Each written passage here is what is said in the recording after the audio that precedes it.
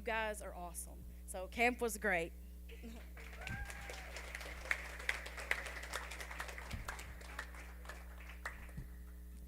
Hey, I'm. I was the youth minister of the day. So I heard that all day, like 100 times. They also made me ride a broom through the dining hall. If anybody knows me, you know how much that is not me. But neither is this. But I can't tell you how many times people say to Rob and I, like, I don't know how y'all do it. Like, I'm praying for y'all. Are y'all okay? Like, did you survive? Like, and yes, it's completely exhausting and it's a lot. But I don't think anybody understands what it's like to be in this position or even kids ministry. Like, the blessing, like, we're the blessed ones. Like, to be the leaders that had kids, like, walking from thing to thing, screaming worship, like, choosing in their free time to worship in the lobby, like, it was, I would say, overwhelming. Like, it's so cool when you see kids choosing to just leave their phones on their bed. And when it was raining, we had rainy day rec, which is a big bummer. Like, you literally just have to go back to your housing and find something to do. And a lot of kids were just playing on their phones or whatever. And ours were around a huge table playing spoons and, I mean, obnoxiously worshiping, but they were worshiping. And it was just so cool to watch. Like, that's what I'm saying. Like, if you're not involved or you're scared to jump in, like, jump in, because as scary as it seems, like, to be perfectly honest, we took 19 teenagers and had no issues. Like, none. And that's because, yes, when they're there, it's like, all Jesus, it's all good. But it's like kids need this stuff. And, like, Rob and I have done this, we think this is our 6th year. We kind of lost track. But neither of us are like, we're not your youth leaders that have like skits planned and all this fun stuff. Like, we're just not. That's not our gift. But we show up and we love them, and that's all they ask for. And like he said, like last year we only took 4. This year we took 19. And it's just like, it was really cool. Like, it hit me so hard picking up that picture and seeing that, because it's like, we didn't do that. God did. And the kids are like, they're thirsty. They're hungry for Christ. So thank you to every one of you that donated, because I know there for a little while it was like heavy fundraiser mode. But y'all did it, and we had more than enough. They had an insane amount of junk food and drinks because everybody gave so generously. So thank you all.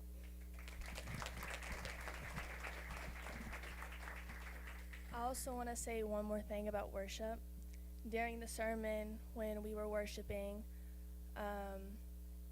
the lyrics started getting to me, and I was starting to get emotional. So I sat down and I started praying to God. It was a different experience because in that moment I felt Jesus' hand on my shoulder. And that was kind of like a switch for me, just to like realize and open my eyes. Another thing about worship is worship during the sermon was awesome, but what was more awesome was with the entire group in the lobby, because the whole room filled with joy and love, and everyone cared for each other, and it didn't matter if you sounded horrible. We were all screaming, but it was just an amazing time, and I am so thankful for this group and Heather and Rob and everything they have done for us.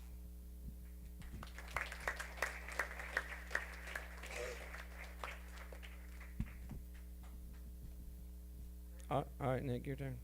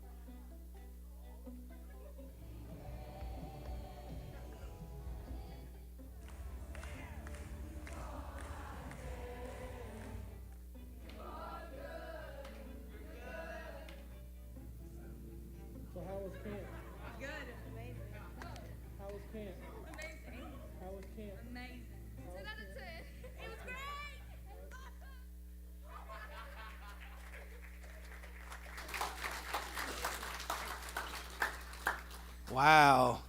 Awesome. No, but some of you adults need to go back to when you love God like a child's love.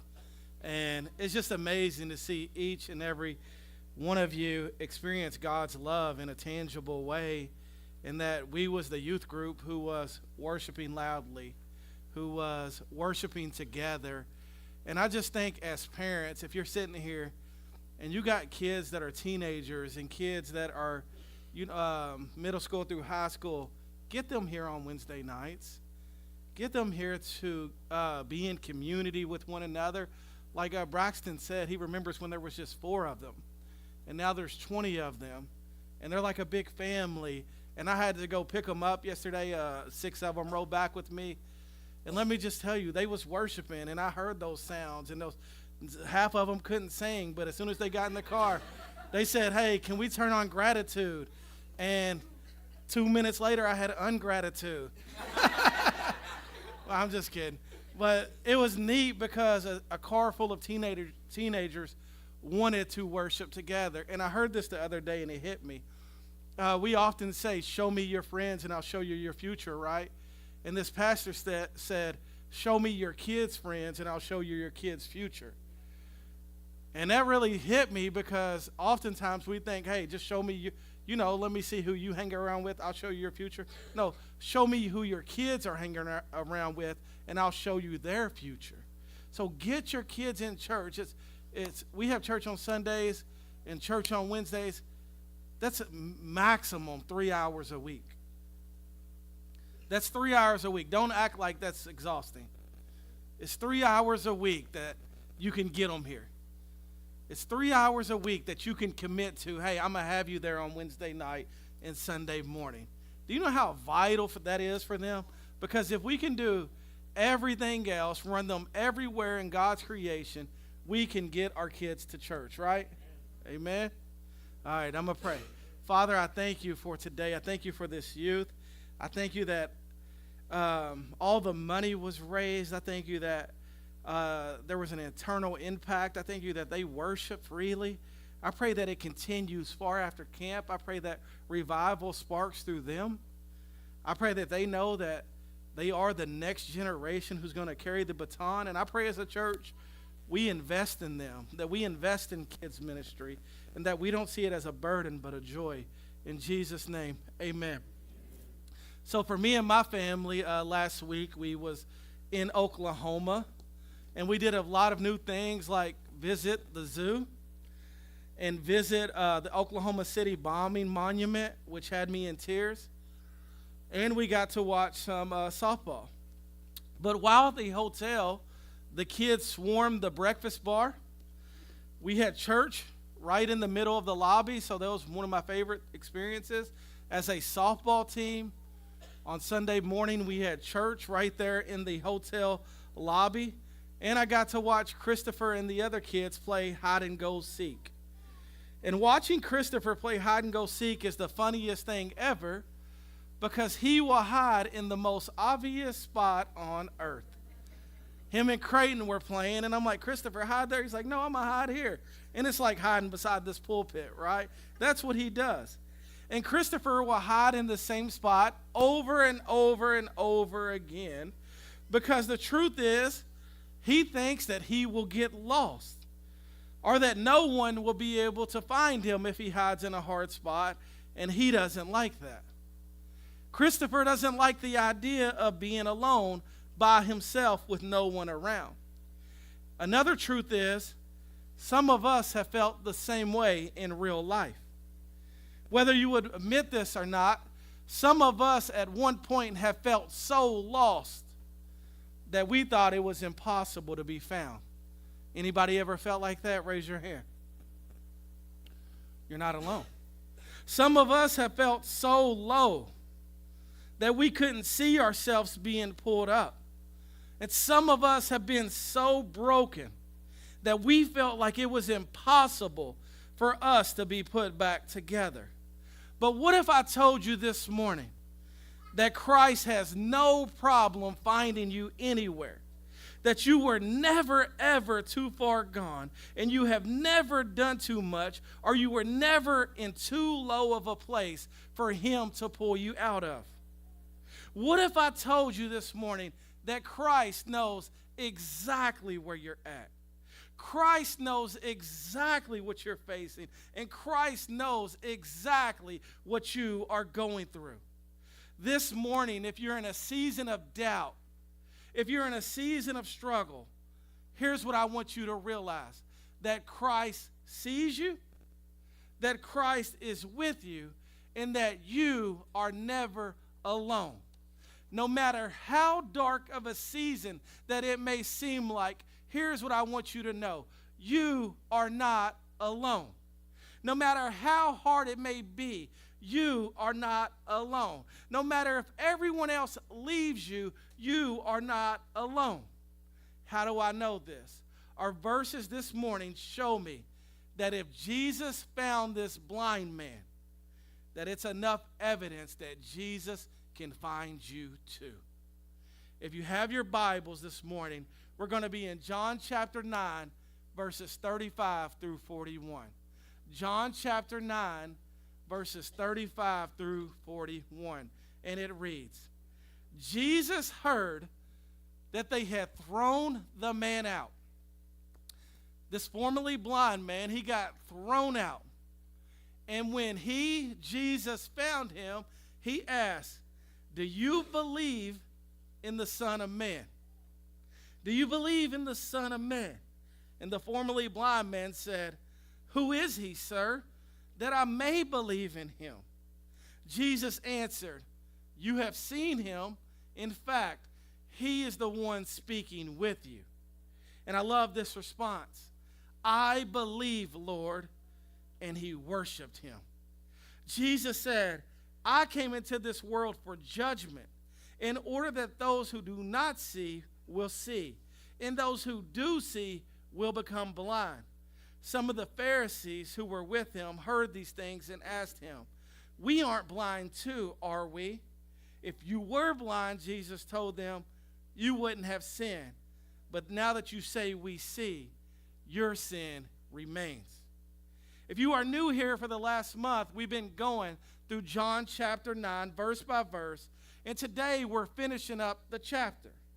As you will remember, this all started with a blind beggar who was blind his whole life, crossing paths with Jesus, and his life would completely transform. Could you imagine how this former blind man must have felt? Could you imagine how he must have felt seeing for the first time? Like, could you imagine being blind last week, you gaining sight, and now you're seeing things for the first time? How would that have made you feel? You would feel excited, right? You would want to go on adventures, right? You would be ecstatic. You would think that this former blind man, when he had got a miracle, that there would have been a celebration, right? You would have thought everyone would have been cheering, everyone would have been happy, it would have been on the news, they would have thrown a party, but it was quite the opposite. The Pharisees basically refused to believe this former blind man. They questioned this former blind man and his parents, and they kept asking him over and over again, how did it happen and who did it? And no matter what he told them, he's like, hey, Jesus did it. And they're like, yeah, no, he didn't.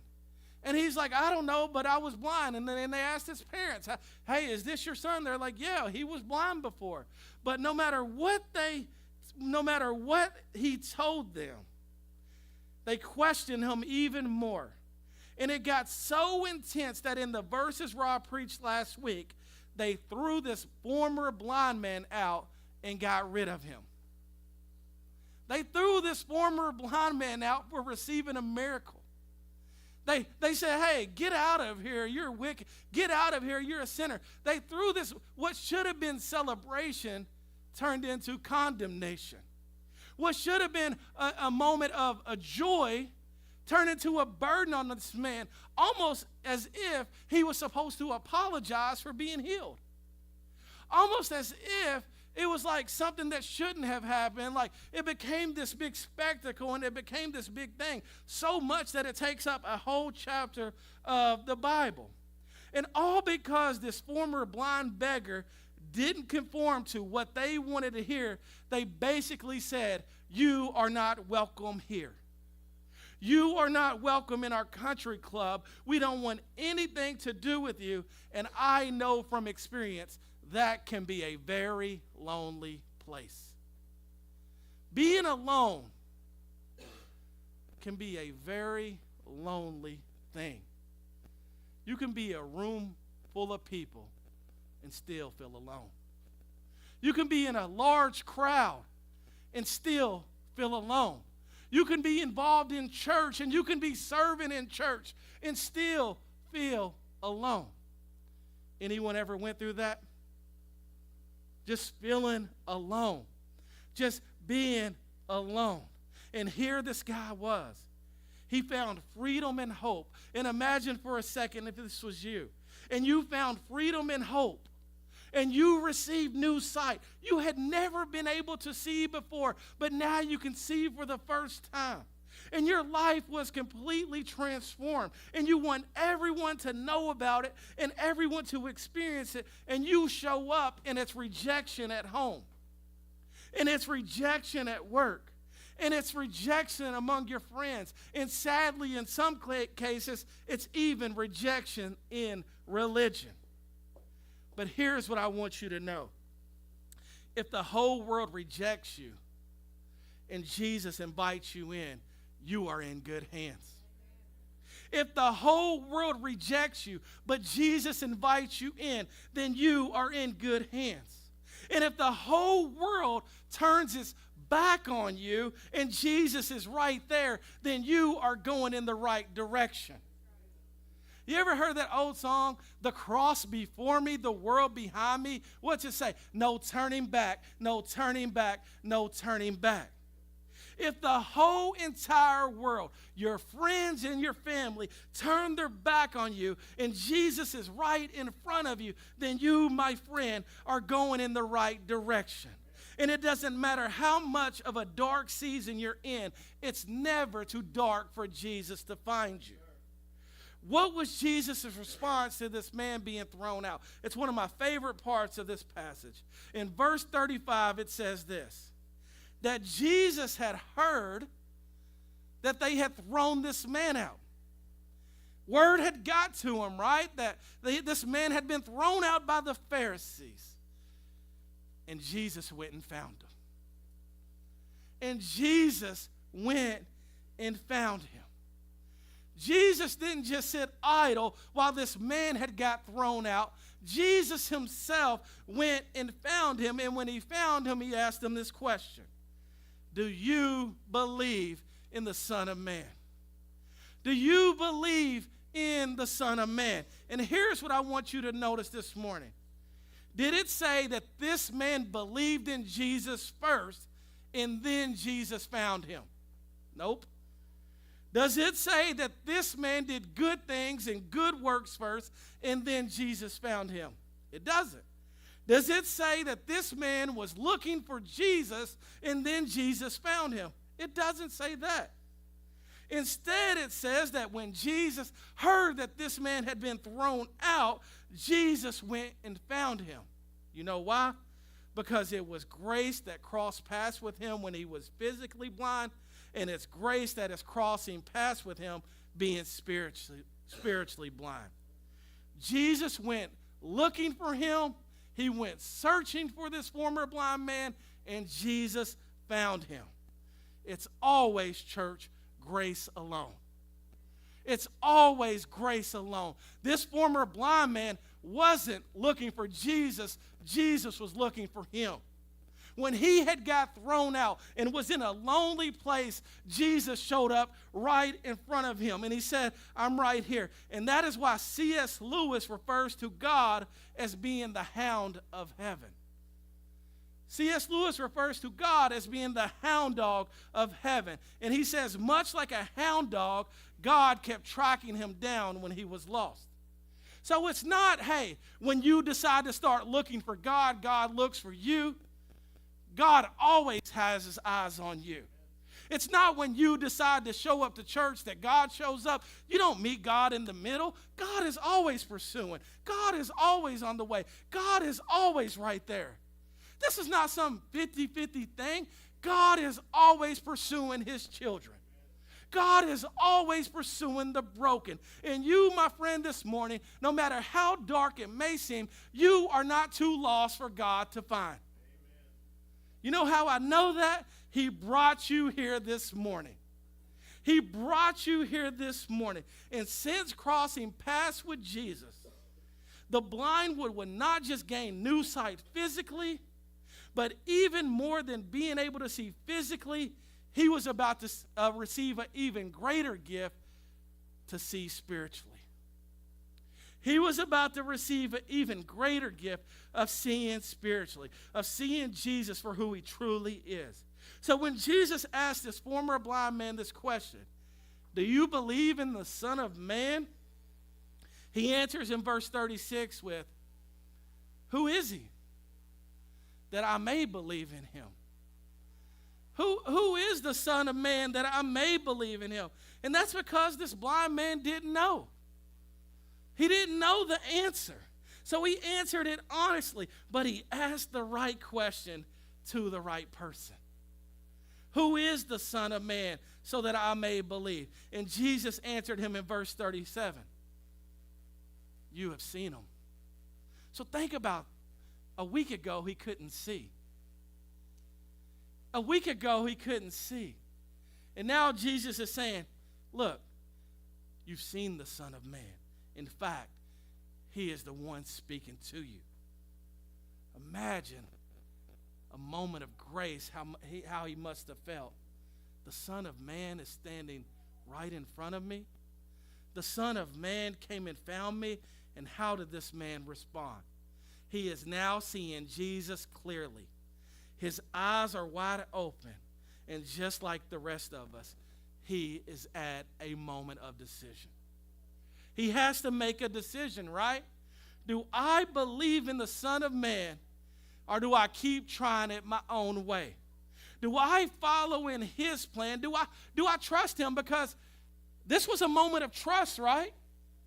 Hey, you're the Son of Man. He had to make a decision. Do I trust what he's saying, or do I keep going my own way? But look at his response, and I pray that it's the same response that every single one of us have.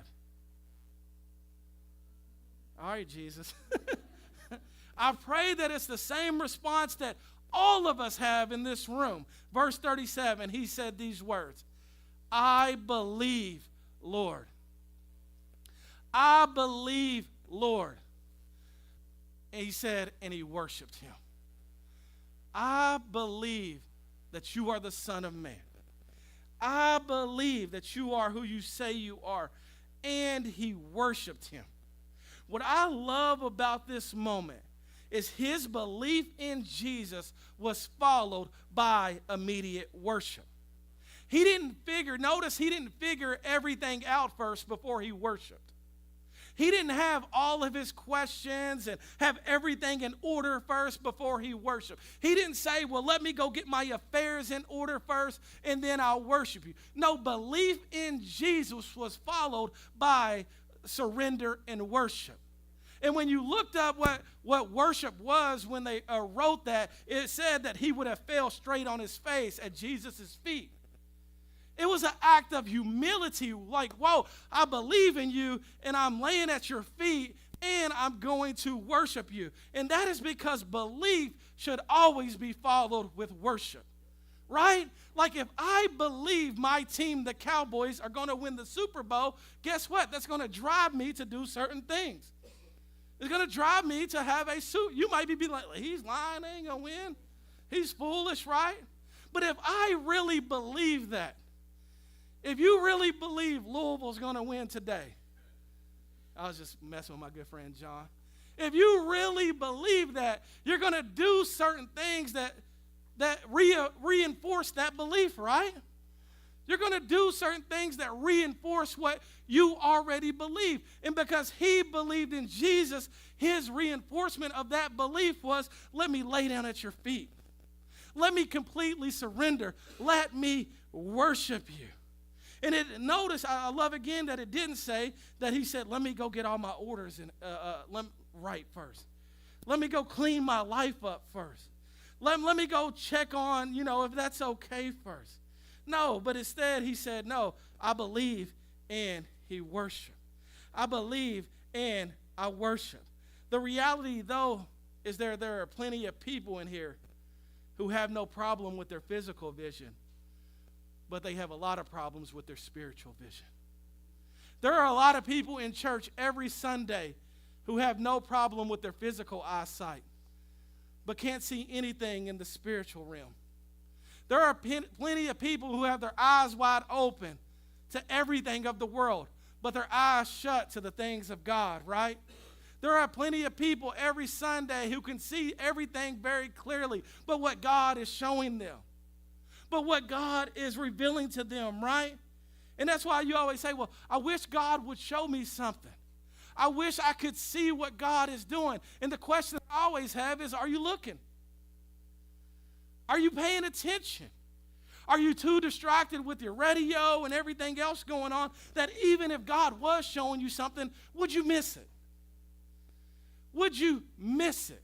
Because you're too busy focused on what you got going on. And that's what Jesus is telling them in verses 39 through 41. Jesus said this, I came into this world for judgment. I came into this world for judgment. So what Jesus does as coming into this world for judgment is he separates those who see and don't see. He separates those who are in or those who are out. Just by revealing truth, it's automatic. You're on one side or the other side, right? In order that those who do not see will see. So he almost flips it upside down. Because those who do not see will see. And those who do see will become blind. Some of the Pharisees who were with them heard these things and asked them. The Pharisees never asked the right questions. How do we believe? They just always ask the wrong questions because it's always about them. And they said, we aren't blind too, are we? Think about that. They're seeing, and we aren't blind too, are we? If you were blind, Jesus told them, you wouldn't have sinned. But now you say we see, your sin remains. Let me tell you, there are many people blinded by more things than their eyesight. There are so many people blinded by more things than eyesight. How do I know that? Because many of us can be blinded by pride. Many of us can be blinded by our own ambitions. Many of us can be blinded by selfishness. Many of us can be blinded by our bank accounts. Many of us can be blinded by greed. You ever seen someone blinded by greed? You ever seen someone blinded by their own pride? I have. You can't even get through to them. You tell them they're blessed, they're like, no, I'm not. Like many people are blinded by lust. They can't see anything other than lust. Many people are blinded by the people around them. They want to impress them so much. They're blinded by, the world. Many people are blinded by sin. And that's because we can be blinded by a lot of things that a pair of glasses can't fix. We can be blinded by a lot of things that a pair of glasses can't fix. A pair of glasses can't fix your heart problem. A pair of glasses can't fix the heart issues. A pair of glasses is not going to fix your pride. A pair of glasses is not going to fix your greed. A pair of glasses is not going to fix your lust. And that's why it's never a behavior modification. It's always a heart issue. It's always a heart issue. And so many times we don't want to deal with the root of it. We just want to deal with the surface level of it. We just want to fix and manage and Band-Aid it, right? But meanwhile, we got to dig beneath the surface and we got to say, no, what am I being blinded by? What is controlling me? Matter of fact, what is an idol in my life? What has replaced Jesus being number one? What am I being? Because guess what? All of us are tempted to be blinded by something. All of us are tempted to be blind by something. How do I know that? Have you ever said this? I wish they were here to hear the sermon. I wish they could have heard what you said. I wish they would listen to that. I wish they would go. I wish they would be in their word. Meanwhile, ignoring your own blindness. Meanwhile, ignoring the own spot in your eye.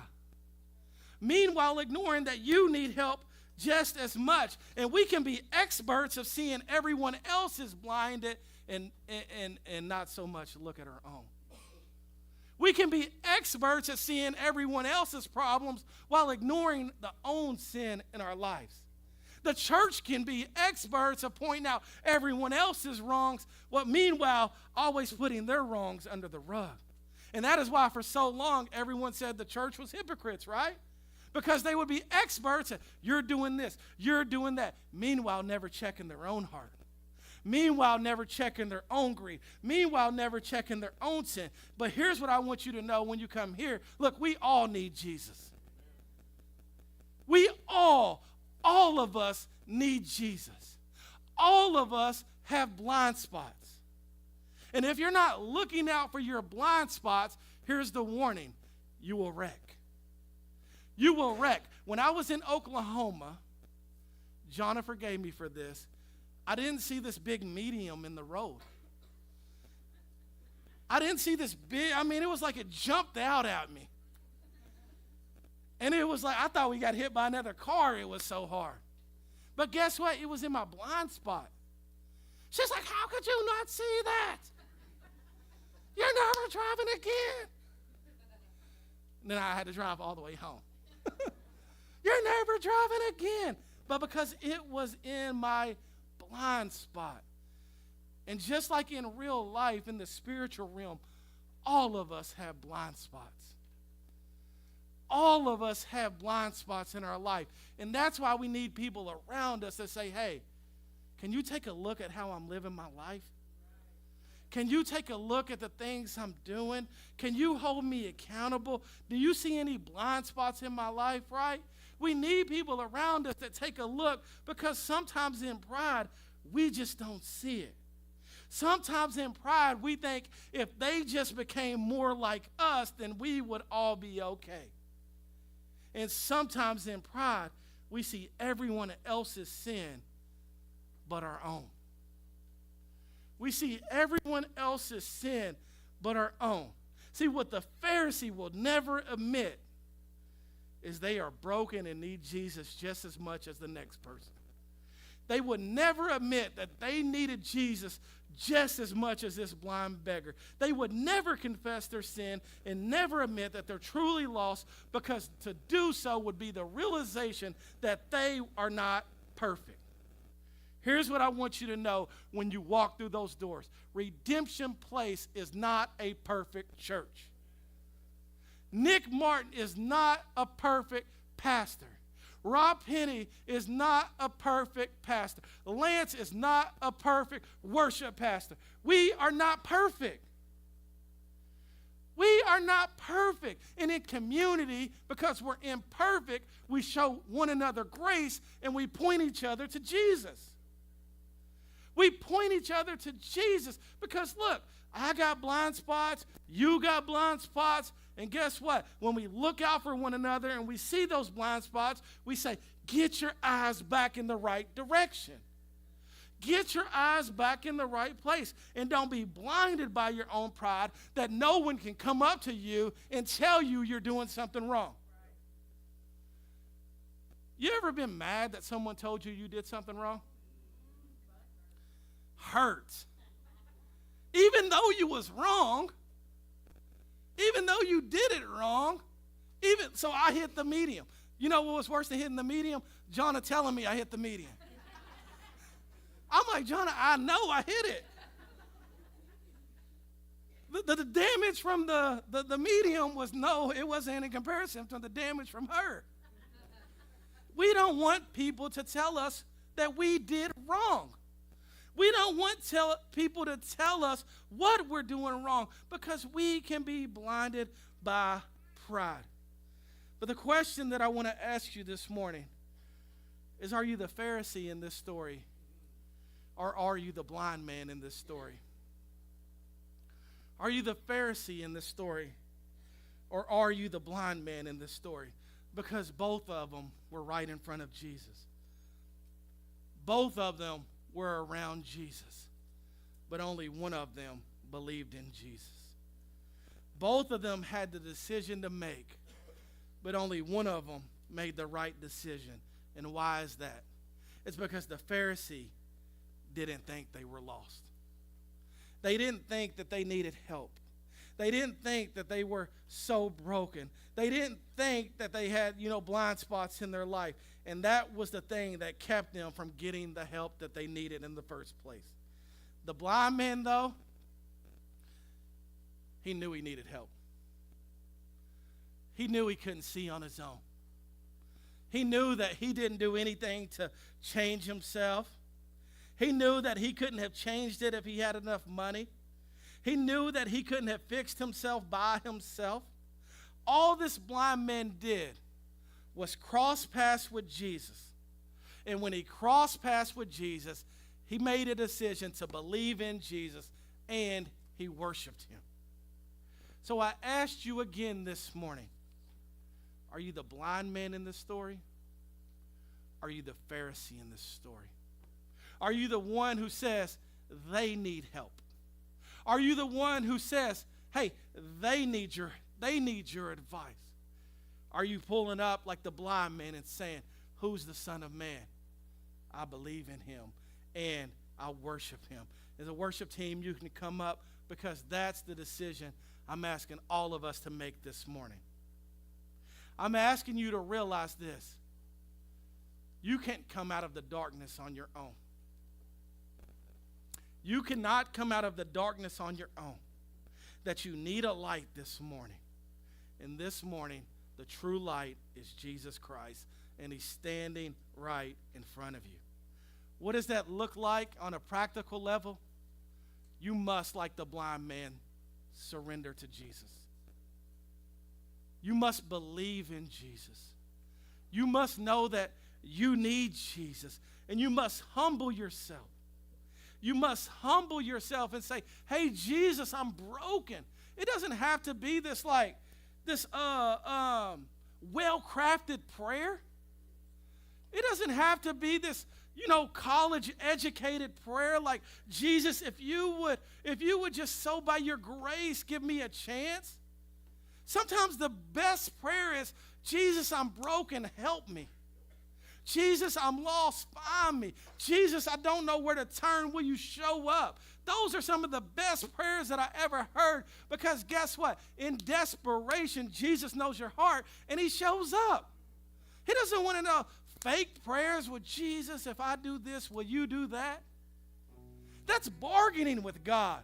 Well, Jesus, if I take a step, will you take a step? A better prayer would be, Jesus, even if I don't know how to take a step, even if I don't know where to turn, will you do what I can't do?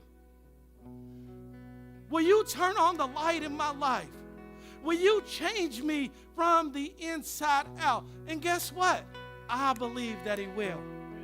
You know why I believe that? Because when I surrendered to Jesus, I was like the blind man. In the most broken place of my life. In the most broken season of my life. Guess what I didn't need? I didn't need everyone to tell me what I was doing wrong. I already know I did wrong. I already knew I was wrong. I already knew I was completely broken. I already knew that I had hurt my family. I already knew that I was lost. Instead, what I needed was my friend, and he told me, Nick, surrender to Jesus. Quit trying to fix your marriage. Quit trying to put it all back together. Just chase after Jesus like you never have before. And I didn't want to hear that advice. I hated it. I wanted 1 + 1 = I was going to get my family back. I wanted, if I do this, will this work? And you know what I kept hearing? Just go after Jesus.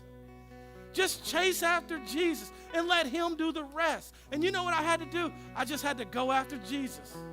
Because I couldn't fix anything else. I was too broken. And everything that I would try to do, it would just make it worse. It was like I was in the middle of the ocean trying to build a boat with no materials. You ever tried that? Nope, because you can't do it. But some of you, that's the way you're trying to fix your life. You're just saying, well, if I just get this and if I just get that, I'll put all the pieces together. The best thing that you can do with all the pieces is put them in God's hands. The best thing, let him figure out the next step. When I was talking to the youth yesterday, they were saying that was the thing. What's the next step? What's the next thing? Every step is going after Jesus. Following Jesus. Because when I'm not following Jesus, I'm going in the wrong direction. And I don't care if I lose it all, lose all my money, lose all my friends. If I'm going after Jesus, if you're going after Jesus, you are going in the right direction. Some of you are too afraid to lose anything else that you're losing the best thing for you, Jesus himself. You're worried about what you'll lose when you go after him. What is he taking from me? No, he's giving you I've been waiting on that all sermon. Y'all said if I brought the heat today, I was going to get some snaps. Oh, thank you. This was our signifying thing that you was doing good at camp. I was like, I never got that. I work hard to get one amen. Yeah. But today, guys, for real, today's the day for you to make the decision. And when you make the decision, make a clear decision. Don't make a half-hearted decision. Well, I'm in if it all goes good. Well, I'm in if these things fall in order. Well, I'm in if things go my way. No, make a clear decision that no matter what, I am following Jesus. Take that next step. I am following Jesus. And look, I'm not some hellfire and brimstone preacher, because I want you to love Jesus more than you're scared of hell. That's why I'm not hellfire and brimstone, because I want you to love Jesus. I want you to think about Jesus more than you think about anything else. But the truth is, I don't want you to wait until it's too late. I don't want you to wait until it's too late, because hell is a very real place. But despite hell being a very real place, Jesus is a very real Savior. Going to Oklahoma and seeing the bombing monument, it had me in tears. It had me in tears for two reasons. At 9:01, everything was normal. People were in meetings. Kids got dropped off at daycare. People were getting coffee. People were making plans. And I seen this one window, and it was a guy's calendar for the week. And it was full. But you know what he didn't know? At 9:02, everything was about to change. At 9:02, every single thing was about to change. Everything, all their plans were about to change. Everything that they thought they was about to do was about to change. 1 minute, one decision, one step, church, can change it all. The other reason was in the midst of tragedy, the people that experienced this bombing, they said they experienced love like they never felt before afterwards. That they were cared for, loved on, and seen. In the midst of great tragedy, they wasn't lost, they were found. And I want you to know that despite how far off you think you may be in this season, that God is finding you too. It's time for you to stop playing hide and go seek. God is the hide and go seek champion of the world. You're like Christopher, hiding behind a tree that everyone sees. How are you going to hide from God who created the world? How are you going to hide sin from God? How are you going to hide what you're doing from God? You know why? You can't. It's foolish to think you can. God sees you. God knows you. God created you. And if God created you, the next question is, what did he create me for? You know what God created you for? For you to know him. For you to be in a relationship with him. For you to glorify him. It's not so that you can just make a bunch of money, so that you can achieve a bunch of worldly things. God made you and created you with so much bigger of a purpose than you could ever realize. A lot of us, we're settling for far less than our purpose. We're blinded by worldly distractions. Some of us, the best thing ever we could do is get off social media, being blinded by likes. Some of us, the best thing we could do is just go in a season. I don't care what it is, the next 6 months.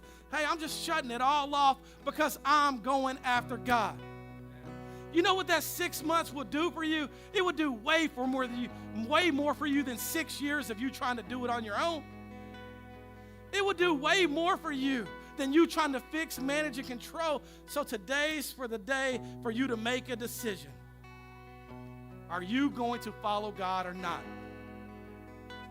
Are you going to go all in on God or not? Are you going to worship God or not? So as the prayer team comes up, the altar will be open. But I want you to know this. God is way better than you could ever imagine. I've seen that. It's not something that I just think. I've seen God at work in my life.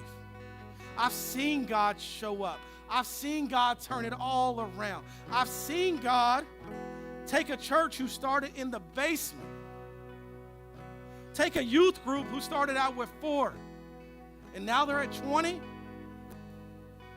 to take a church that started in the basement, and now we're in a building, to take a broken man, and now he's a pastor, to take a broken family, and now they're restored and adopted my nephew. I didn't see all that when I gave my life to Christ. I didn't see none of that. I'm just like, God, just save me. And then after God just saved me, it was God used me. And not use me for how I want. God, use me however you want. If that doesn't go along with my plan, God, change my plans because I want to see you. Remember that old song, I want to see you? That should be our prayer this morning. God, I want to see you this week. God, I want to see you today. And if you're not seeing God, it's not because God isn't active. It's not because God isn't moving. It's because you're not looking. God is always at work. God is always moving. We just live in a distracted world. It's time for us as the church to have eyes that see him, to have eyes that want him, to have eyes that believe him. Today, make the decision. Are you going to go all in on God or not? Are you going to follow God or not? The choice is yours. Let's worship.